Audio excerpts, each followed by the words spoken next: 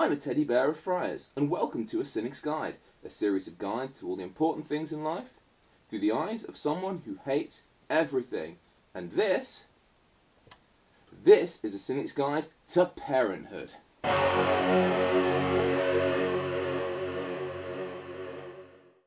So first of all, yes, I'm a parent.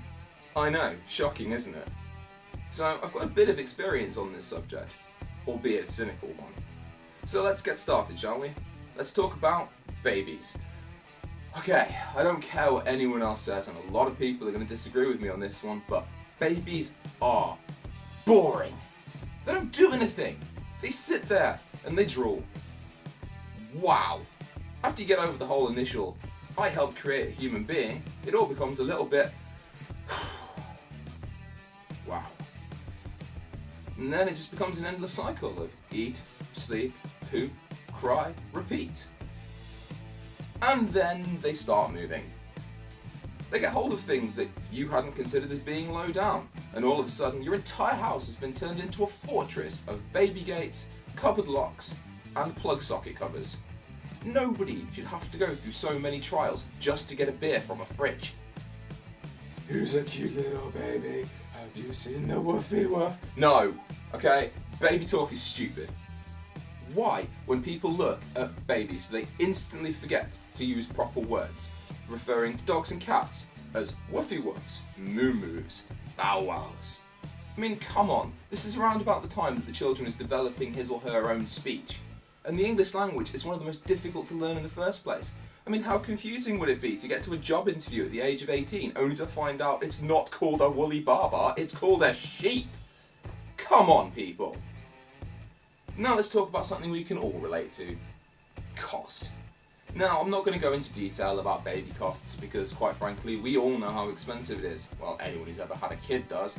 Pushchairs, all that sort of stuff. It all adds up. But I will go ahead and say that the day my son was toilet trained still remains one of the happiest days of my life. Oh no, not for his achievement. I mean, congratulations, you don't wet yourself anymore. But it meant I could finally stop paying for nappies. Ah, if only the cost had stopped there. Clothes. As an adult, my clothes get worn out. That's when I throw them away, when they're no longer of use to me. Children, you buy them clothes, and they outgrow them. Usually within a week of you buying them. I feel I'm personally supplying all of the local charity shops in town with my child's cast-offs. And wow, at least when I buy him his own car, he can use it to go buy his own clothes. I suppose there's that to look forward to. There comes a point in every child's life where they gain a little bit of independence. I say independence, I mean attitude. During this time period, they become the neediest creatures in the world. Fully capable of doing all of the basic tasks that you need them to do, but refusing to do it. Why make yourself a drink when your dad's always done it for you?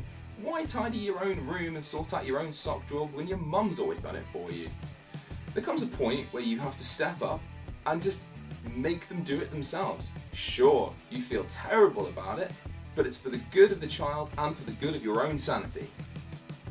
Okay, most of us do this. I'm looking at you 20-somethings who still have their parents clean their room for them. You know who you are. Something that really gets my back up. You see it a lot on the back of cars, you know, those bumper sticker things. Princess on board. Prince on board. Why?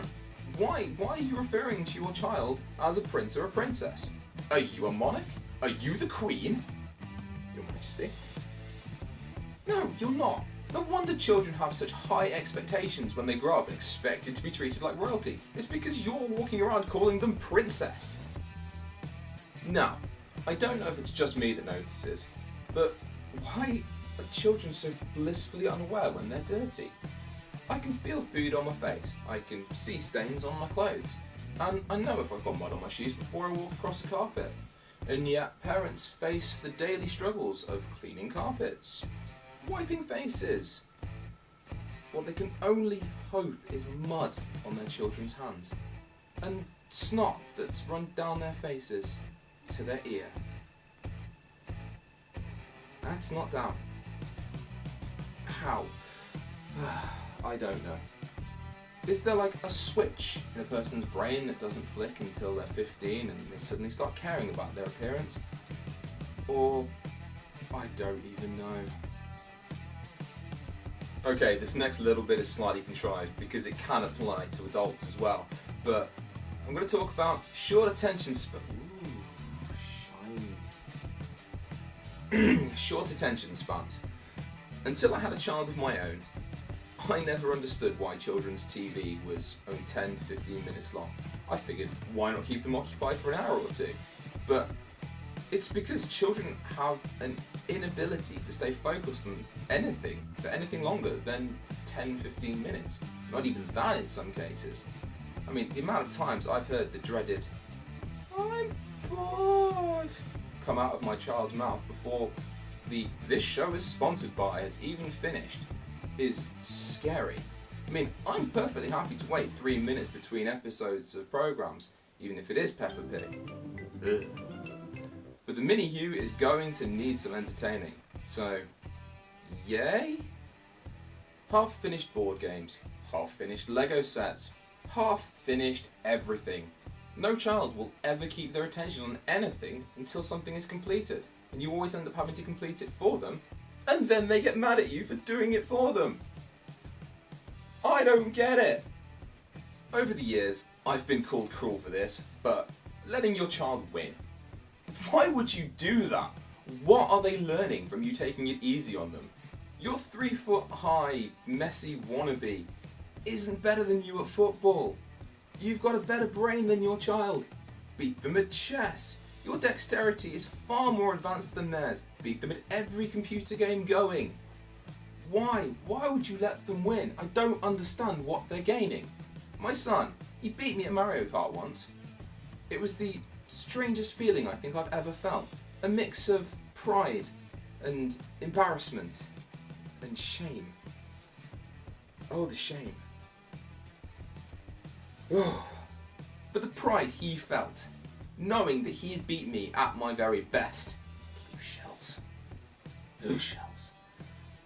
Not that I'm bitter about it at all. But him knowing that he beat me at my very best, that is better for any child than, "Oh, I've let the ball go through my legs and you've scored. Well done, you!" This is it, people. This is the big one. This applies to everything. Children, friendship, relationships, everything. I am, of course, talking about trust. Whoever said silence is golden clearly never had children. Silence is fear. Silence is, what are they plotting? What are they doing? What are they up to? Silence is usually greeted by a tipped over bin, baby cream all over the floor, or a child covered in something. Noise is golden. Noise means you know where they are. You know what they're up to. You cannot trust children. Like a fine wine, you know, that stuff you drink because they cry, children do improve with age. But can we ever truly trust them? And there you have it, a Cynic's Guide to Parenthood. Always try to win, speak English, and trust nobody, and you may survive. Did I miss anything out? Do you have an idea for something you'd like me to do a guide to? Why not write it in the comments section below? And don't forget to like, share and subscribe, and join me next time on a Cynic's Guide.